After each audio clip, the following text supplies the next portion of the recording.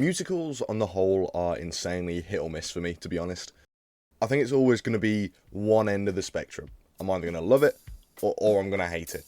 And it's like a 50-50 on whether I'm going to think it's good or not. Buffy's Once More with Feeling, for me, is the gold standard for musical episodes of TV at least. When does the end appear? Fuck at this. Having fun with the concepts and using it to explore darker corners of our characters in this fantastical world and reaching an incredible crescendo by the end with Buffy's revelation.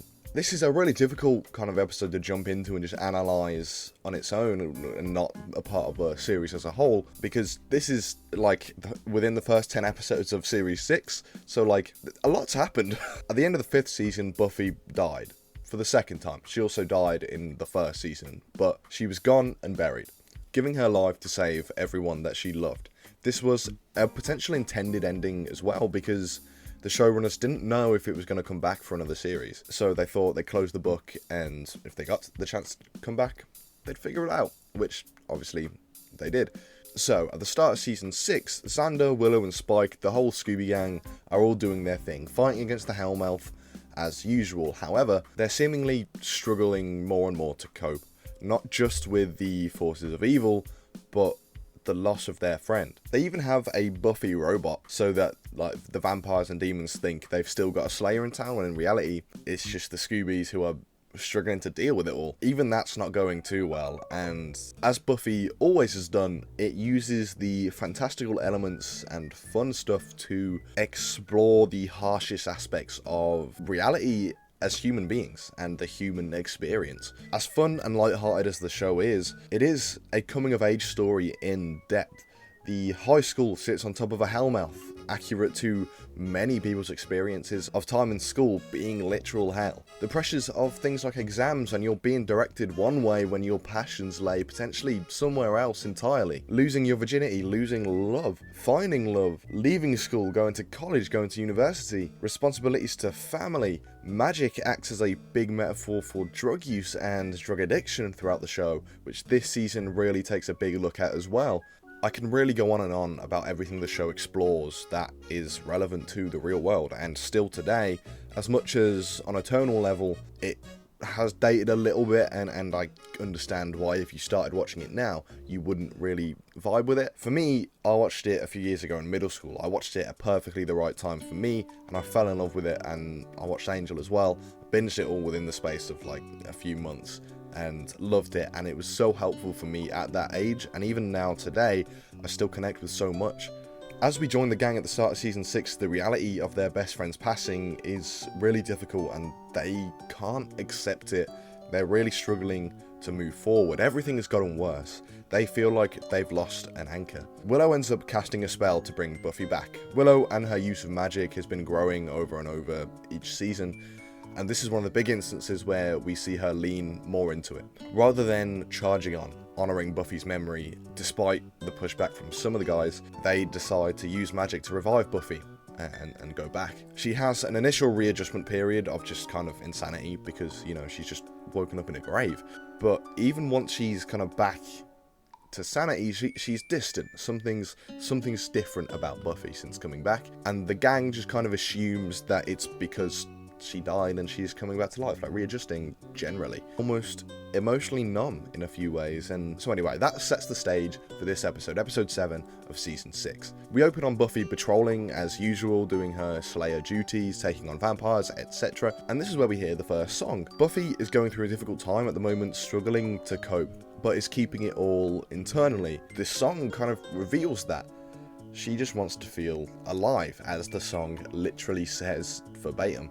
And this is kind of the first time Buffy's admitting to herself the way she's feeling. Even though she's on her own here, fighting the forces of evil, this is the first time she's put it into words, I think. And so now I'll talk about the actual quality of songs throughout the episode, because that's obviously quite an important thing in a musical. I adore Rest in Peace from Spike. I think it's so funny. And I just think the entire episode, every song, is campy and just fun. They all serve a genuine purpose, even though it's quite upfront about what it's doing and what it's exploring. It's not really difficult to understand. It's doing it and executing it in such an interesting way that like it doesn't feel like you're getting hit over the head with it. And this is the episode where all the characters kind of learn secrets about each other. The reason why they're singing obviously isn't revealed until later. I've got a theory, some kid is dreaming, and we're all stuck inside his wacky Broadway nightmare. But it's essentially due to someone summoning this singing demon. He only appears when summoned by this mystical artifact. His purpose is to come and take whoever summoned him back as his queen, and what he brings is turning everyone into song, singing what's deep in their souls, basically. The things that they don't talk about, they're now singing about. His presence forces out everyone's secrets, and we kind of get that explained during the song What You Feel, which is another banger. He's so smooth with it. But I think it's a perfect justification. I mean, it's perfectly believable in the world of Buffy, where literally I think it's one of them that can kind of just get away with anything. But obviously, that's kind of one of the big things you've got to approach. If you're changing format to a musical, if you're doing just a film, you can get away with it.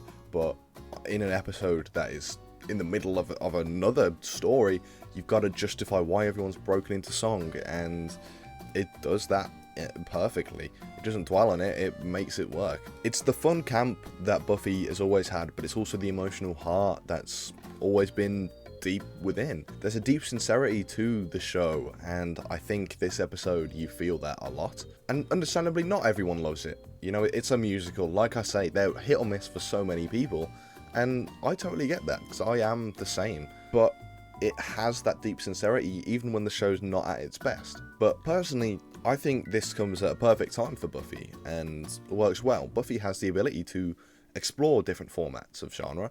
At this point, it's the perfect time to do it. It's the 6th season of a show, killed off your main character twice, and now she's back again.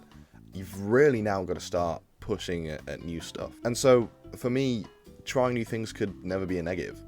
It could afford to take risks as well. So we pretty quickly catch up with Giles and the rest of the Scoobies at the magic shop, where they're all in a frenzy about what's causing this, and it's great to see everyone's separate reactions and feelings on the matter. Some people are desperate to stop singing, others excited by the positive vibes, but then Buffy is impartial again, bringing that almost numbness and disinterest in the situation. She questions if it is a negative thing at all, and feels unbothered because they always make it out alive anyway, so what's to worry about? And with the context of that opening song, we have more of an insight as to why she's feeling the way she is, but at the end, we find out the actual cause for what the inciting incident for her kind of going down this hole. The next song is with Willow and Tara, which, by the way, is who we named our dog after, so that's nice.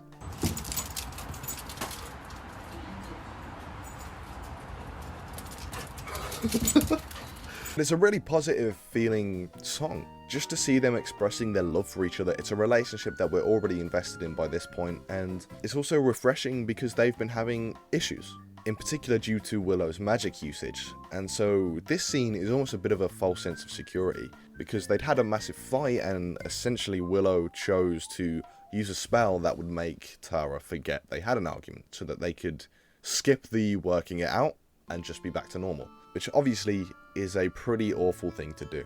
And later in the episode, Tara finds this out, and there's a very effective emotional scene where Tara reprises this song accompanied by Giles. We then also get a song with Xander and Anya where they express their love, but also anxieties about the future since they have become engaged. They're going to get married, but they're worried things won't work out because of how strong they love each other, but also just the fear of losing that. And that's something that, as silly as this song is, and as fun as it is, it's such a realistic worry that everyone has, and why I can't keep a relationship, I think. When you feel the comfort and the happiness that you do, when you find someone that brings you that, you so worry about your ability to keep them happy and just be good enough.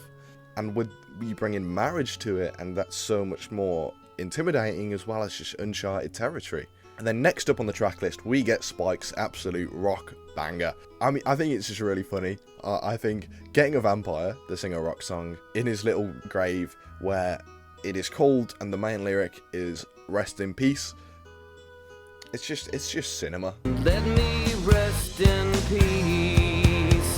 he's like confessing and being really over the top with his love for Buffy, whilst also telling her to piss off. As funny as it is quite sincere, and it nicely leads into the role that he plays at the end of the episode. His love for Buffy has been apparent for a little bit at this point. However, he's got a deep desperation to get rid of these feelings. After this, Dawn gets taken by these creepy looking goons, and it seems that she's perhaps the one that summoned this demon, even if it was an accident. So now he's taking her to be his wife, and obviously she's not keen on the idea, as well as just being rather confused. So the Scooby Gang starts getting ready to find her, and it's Giles' turn for an emotional tune, and it's his fear of losing Buffy and self-consciousness and overprotectiveness of her. Their relationship is so vital and important to the both of them, but as she's grown, he feels almost as if he's not of service anymore, and that he's standing in the way. He's got such love for someone who is really close to being a daughter for him, and vice versa. Giles is a real father figure for Buffy, and so he's kind of battling with the idea of, does he have to let her go to let her reach her full potential? Not just as a vampire slayer, but as a human being. Does he have to let her go and take himself out of the equation? I think back to after Angel turned into Angelus in season 2, where Buffy is just totally ripped to shreds internally, and she speaks to Giles about her guilt and regret, and he gives such an incredible response. Pure admiration and support, despite a potentially poor decision on her behalf. If it's guilt you're looking for, Buffy, I'm not your man. All you will get from me is my support. And my respect. He's been there through everything, and so the idea of them both moving on is a frightening one. And joining this, we also have Tara's realization that Willow used magic to erase her memory of the argument rather than actually dealing with it, which hurts her deeply in every way, because it's a breach of trust, privacy, abuse of power, a complete violation of self.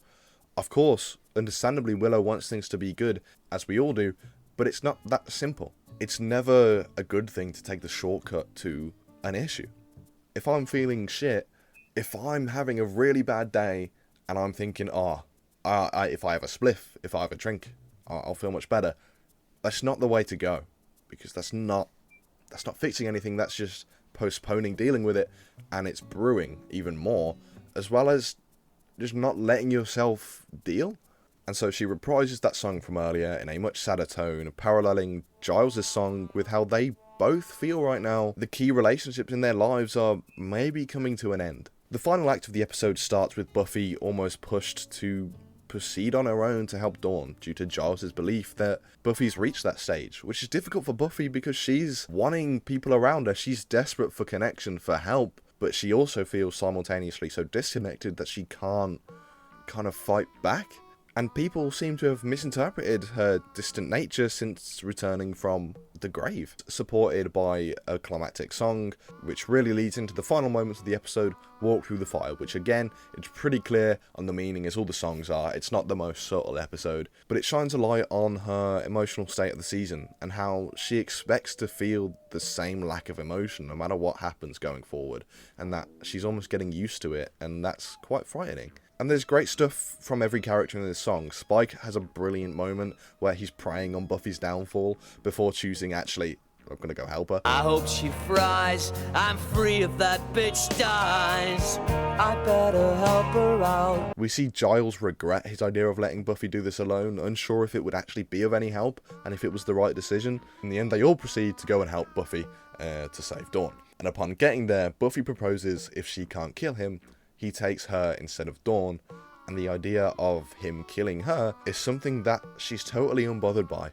In the sense of her current emotional turmoil, she doesn't really care if she's killed, but also in kind of the ironic sense as she's died twice and has managed to find her way back. With this, she commences a big final song number, which opens with her speaking all the things that she feels she should feel, explaining what her idea of life is, and further into the song we realise it's her confession to everyone else. The joys of life are especially special because it doesn't last forever. And when she passed, she wasn't allowed to go, but she passed and went into heaven. She had found peace. No doubt, no pain, just total peace and acceptance that her life was over and she'd done it. Finally, after everything that she's dealt with, she gave her life for her family and found peace after that. Her own friends and her own family drag her back from heaven to hell on earth. Hence why she's been in this distant way throughout the start of season 6, and why she feels she has nothing left to sing about. Obviously kind of a metaphor for the feeling of not knowing what's left to live for. It's a truly brutal moment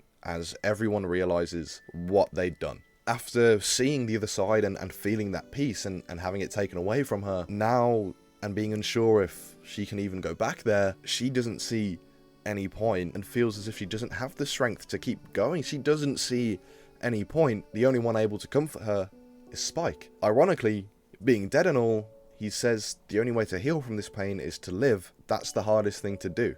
That's the hardest thing in life, just to keep on living. Buffy has all round been an incredible show for me. It's helped me understand so much, mostly about myself. One of the most magical things it has is that it really does make you feel like you're not alone. It puts the real world into these fantastical boxes to make it more understandable throughout my younger teenage years. But even still today, this show tackling sexuality, relationships, connections, grief, all things that myself and I know many others deal with. And this season and this episode, not that it hadn't tackled mental health before, it has many times, but this really kind of hones in on that feeling of not knowing what you're living for, which frankly is something that in recent weeks I've been struggling with big time for the first time in a while, and kind of hence why I'm making this video. I wanted to look at how Buffy approaches this topic, and I think this episode is a key point of that discussion, and doing it through music and having all these demons about and these dance numbers, but all in purpose of exploring